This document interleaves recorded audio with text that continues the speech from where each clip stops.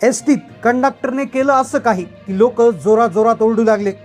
शिराळा आगारातून मुंबईकडे निघालेली दुपारची एसटी बस पुणे बँगलोर महामार्गावर सुसाट वेगानं धावत होती। बसमध्ये नेहमीसारखीच प्रवाशांची गर्दी होती। कुणी मोबाईल पाहत होतं तर कुणी खिडकीतून बाहेर पडणाऱ्या उन्हाकडे पाहत होतं। पण या प्रवासात काहीतरी घडणार होतं याची कल्पना कुणीच केली नव्हती। या बसचा कंडक्टर सुरेश आज हा नेहमीसारखा दिसत नव्हता। त्याच्या चेहऱ्यावर एक अनाकलनीय अस्वस्थता होती। त्याच्या हालचाली संशयास्पद वाटत होत्या।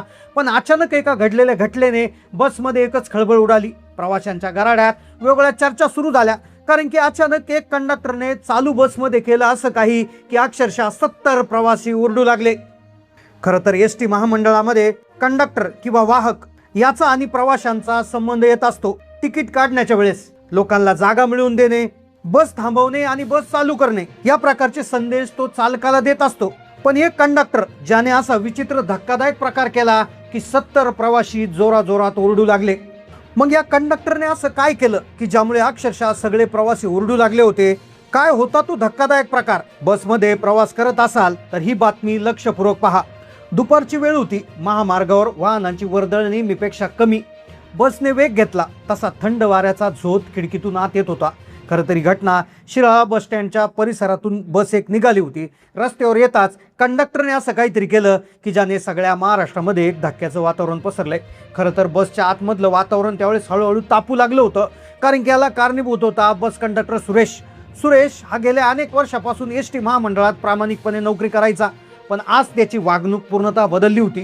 तो तिकीट काढताना लोकांकडे अतिशय विचित्र नजरेने पाहायचा। कधी कधी तो स्वतःशीच हसायचा तर कधी कधी हातपाय त्याचे थरथर कापायचे। खरं तर शिळा बस स्टँड पासून जेव्हा कंडक्टर बदलला होता तेव्हा सुरेश त्या बसमध्ये चढला।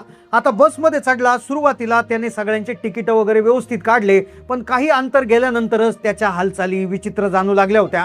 कोणाला वाटल्याच्या डोक्यावर परिणाम झालाय की काय, कारण की तो महिलांकडे पाहायचा, त्यांच्याकडून पाहून हसायचा, तर काही वेळा त्याला फोन यायचा। दर 5-10 मिनिटांनी एक फोन यायचा। फोनची रिंग वाजली की तो दचकून खिशातून मोबाईल काढायचा, स्क्रीनकडे पाहायचा। फोन कानाला लावण्यापूर्वी आजूबाजूला कुणी पाहत तर नाही ना याची खात्री करून घ्यायचा। फोनवर बोलताना त्याचा आवाज खूप लहान असायचा, जणू काहीतरी तो एखादं मोठं गुपित लपवत आहे। एकदा फोन कट झाला की तो अचानक मोठ्यानं श्वास घ्यायचा। त्याच्या चेहऱ्यावर एक भयानक हसू उमटायचं। त्याची हसण्याची पद्धत पाहून मागच्या सीटवर बसलेल्या प्रवाशांना काहीतरी शंका येऊ लागली होती।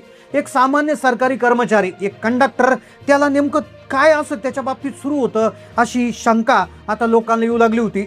सुरेशच्या बॅगेत किंवा कपड्यामध्ये काही गडबड होती का? त्याच्या पाठीमागे एक निवृत्त सरकारी अधिकारी बसला होता। आता त्याला संशय येऊ लागला होता। आता गाडी जसजशी पुढे जाऊ लागली तसतसा सुरेशचा थैथयाट वाढत चालला होता। तो सारखे कपडे ठीक करायचा। खांद्यावर अडकवलेली तिकिटाची बॅग तो वारंवार घट्ट पकडायचा, जणू त्यात काहीतरी मौल्यवान धोकादायक वस्तू आहे असं वाटत होतं। काही प्रवाशांनी पाहिलं तर तो मधूनच महिला प्रवाशाच्या सीटवर जाऊन उभा राहायचा आणि त्यांच्याकडे एकटक पाहत राहायचा। प्रवाशांना वाटलं की तो तिकीट तपासण्यासाठी उभा आहे, पण त्याची नजर मात्र वेगळंच काहीतरी सांगत होती। एका ठिकाणी तर मर्यादेचा भंग झाला। बसमधील एका मध्यवयीन महिला प्रवेशाचे आणि सुरेशचं तिकीट काढण्यावर भांडण झालं। महिला प्रवाशाने त्याला चिल्लर पैसे दिले, पण सुरेशने ते पैसे थेट तिच्या अंगावर फेकल्यासारखे केले आणि म्हणाला, मला आता पैशाची गरज नाही, तुमची जागा तुम्ही सांभाळा।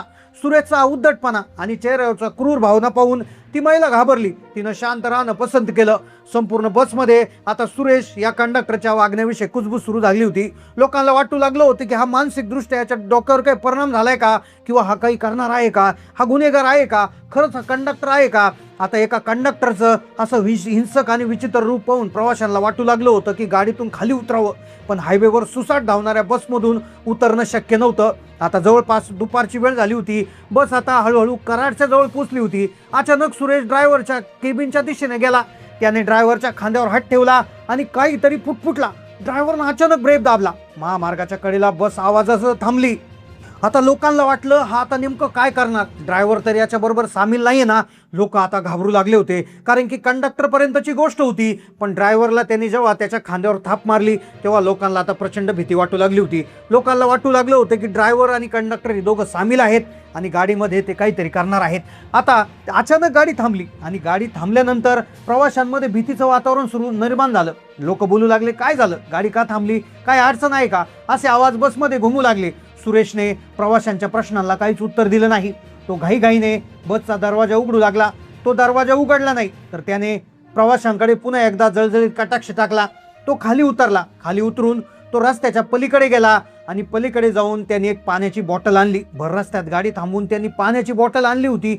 आता लोकांना आणखीनच संशय येऊ लागला होता. कोणताच कंडक्टर असा थांबत नाही. पुढे जाऊन हॉटेलचा एक थांबा होता. त्या हॉटेलच्या थांब्यावर तो जाऊन त्या ठिकाणी थांबू शकत होता, पण तो मध्येच का थांबला? अक्षरशः त्याने 2 बाटल्या आणल्या होत्या. एक बाटली त्याने शेजारच्या महिलेला देऊ केली, पण त्या महिला म्हणाली नाही, मला नको ती बॉटल, कारण की सगळेच घाबरले होते. त्याने ती 1 लिटर पाण्याची बॉटल एका घोटात संपवली. आता लोक घाबरू लागले होते. त्याच्या घशाला इतकी कोरड का पडली? तो नेमका असं काय करणार होता? ही भीती प्रत्येकाला वाटू लागली होती. ड्रायव्हरला देखील आता त्या ठिकाणी लोक सांगायला लागणार होते की याचं नेमकं प्रॉब्लेम काय आहे. काय अंतर गेल्यानंतर हॉस्पिटल जी बस आहे तर ती बस एका ठिकाणी जे हॉटेल होतं त्या हॉटेलला थांबणार होती. एक कायमचा थांबा असतो त्या ठिकाणी दुपारच्या जेवणासाठी बस थांबली. काही 2 वयस्कर व्यक्ती ड्रायव्हरकडे गेले आणि ड्रायव्हरला म्हणले, ड्रायव्हर साहेब, हा कंडक्टर जरा विचित्र वागतोय, नेमक्या याचा काय प्रॉब्लेम आहे? ड्रायव्हरने फक्त त्या 2 व्यक्तींकडे पाहिलं आणि त्यांना तो काहीच बोलला नाही. आता भीती वाढणार होती, कारण की ते 2 वयस्कर व्यक्ती गाडीमध्ये गेल्यानंतर त्यांनी सगळ्या लोकांना ही झालेली हकीकत सांगली. 2 महिला तर अशा होत्या की त्यांनी त्या हॉटेलवरच उतरून घेण्याचा निर्णय घेतला. त्यांचा स्टॉप पुढे 5 किलोमीटर होता, पण त्यांना वाटलं काही खरं नाहीये म्हणून त्या तिथेच उतरल्या आणि त्यांनी घरच्यांना बोलावून घेतलं आणि त्या तिथून निघून गेल्या. आता खरी गोष्ट तर इथून सुरू होणार होती. हॉटेलमध्ये जेवण झाल्यानंतर कंडक्टरने शिट्टी वाजवली आणि सगळेजण गाडीमध्ये बसले. आता गाडीमध्ये बसल्यानंतर आता सगळ्यांना डाऊट येत होता. आता लोकांमध्ये अगदी चर्चा सुरू झाली होती. पण आता झालं असं की गाडी 2-3 किलोमीटर पुढे गेलीच होती की तेवढ्यात पुन्हा त्या कंडक्टरला फोन आला. त्या कंडक्टरने तो फोन उचलला आणि तो फोन उचलल्यानंतर तो आता अगदी मोठ्याने हसायला लागला. आता अक्षरशः लोकांना भीती वाटायला लागली होती, कारण की तो पुढील 5 मिनिटात जो प्रकार करणार होता त्याची कल्पनाच कोणाला नव्हती. अखेर तो पुन्हा एकदा ड्रायव्हरकडे गेला. ड्रायव्हरच्या पाठीवर थाप मारली. ड्रायव्हरच्या कानामध्ये त्यांनी सांगितलं. ड्रायव्हरने गाडी बाजूला घेऊन स्टॉप झाला आणि ड्रायव्हर आणि कंडक्टर दोघेही त्या ठिकाणी गेले. ते काही अंतर चालू लागले. तेवढ्यात काही जण त्या ठिकाणी बसमधून उतरण्याचा प्रयत्न करू लागले, पण त्यावेळेस बसचे दोन्ही दरवाजे पॅक करण्यात आले होते. दोघे उतरले. काही अंतर गेल्यानंतर त्यांना एक दुकान दिसलं. ते एका मोठ्या दुकानात शिरले. बसमधला एक तरुण म्हणला, हे 2 जण मिळून काहीतरी घातक वस्तू आणायला गेले. आता असं त्यांना वाटू लागलं होतं. प्रवाशांचा जीव टांगणीला लागलं होतं. पण 5 मिनिटानंतरच सुरेश आणि ड्रायव्हर दोघे धावत पळत येताना दिसले. त्याच्या हातात 2 पांढरे बॉक्स होते. ते बॉक्स पाहून लोकांची भीती वाटली. काहींना वाटलं याच्यामध्ये काय आहे, काही रासायनिक पदार्थ तर नाही ना? सुरेश धापाटाप बसमध्ये चेरला. चेहरा घामाने डबडबला होता, पण डोळ्यातून अश्रू येऊ लागले होते. तो रडत होता आणि हसतही होता. हा प्रकार पाहून वयस्कर आजोबांनी विचारलं, अरे बाळा, काय झालंय तुला?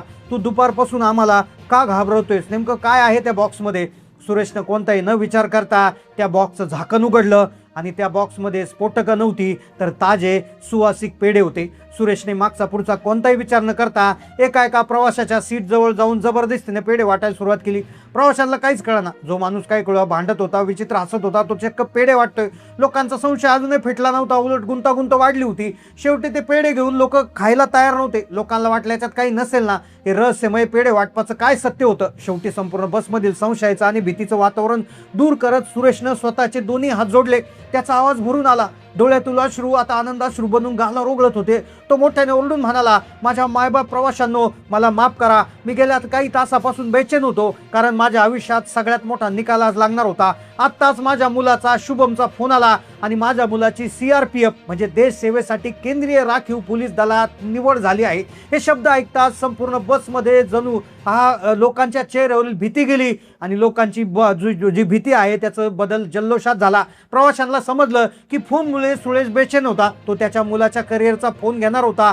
तो सारखी देवाकडे प्रार्थना करत कपडे ठीक करत होता. फोन आल्यावर आनंदाच्या भरात तो स्वतःशीच हसत होता. ज्या महिला प्रवासी त्याचं भांडण झालं, तिने उभे राहून सुरेशचं अभिनंदन केलं. अनेक वर्ष एसटीच्या उन्हातानात अत्यंत कष्टाची नोकरी करून सुरेश याने आपल्या मुलाला शिकवलं होतं. स्वतःचं पोट मारून मुलाचं देश सेवेचं स्वप्न पूर्ण करण्यासाठी त्याने दिवस रात्र मेहनत घेतली होती. आज त्या मेहनतीचं चीज झालं. वडिलांच्या चेहऱ्यावरचा तो अभूतपूर्व आनंद पाहून बसमधील अनेक प्रवाशांचे डोळे ओलावले.